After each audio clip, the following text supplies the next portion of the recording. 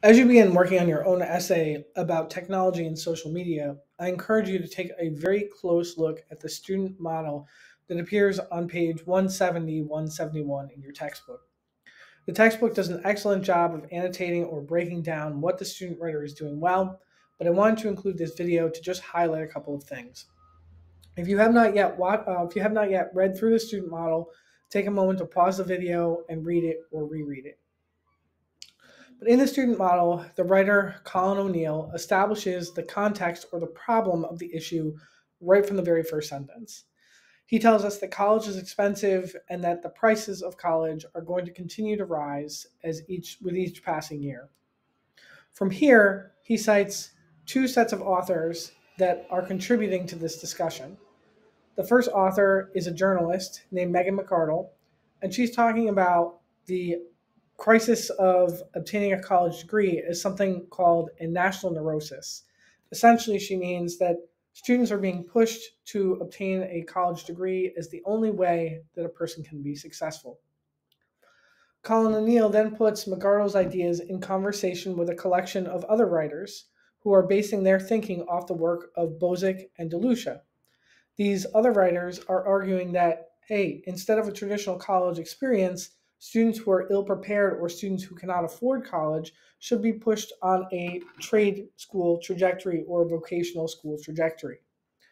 The student writer Colin O'Neill further establishes context for his argument by including this detail here: a survey of nearly 3,000 college students who had to withdraw from their studies, 50% of whom cited reasons for their withdrawal being the cost of education as a whole.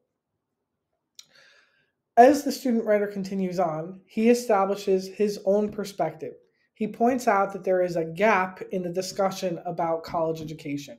Not only should we be focusing on the cost of college education, but we also have to be focusing on a lack of information. He says not only is college too expensive, but there's also a lack of knowledge about those expenses.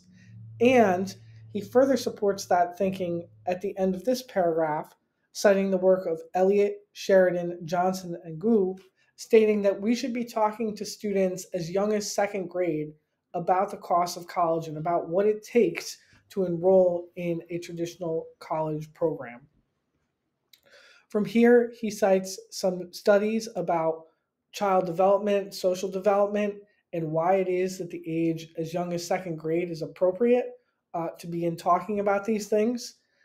And then he uses this in order to present his own research. So as we move down towards the end of the as we move down towards the end, he focuses on the research gap and then finally introduces his own claim, which is that it's important to create programs that encourage parents, teachers, and students to think about the costs of colleges and the possibilities early in their life in order to maximize the amount of students who are prepared to enroll in four-year institutions.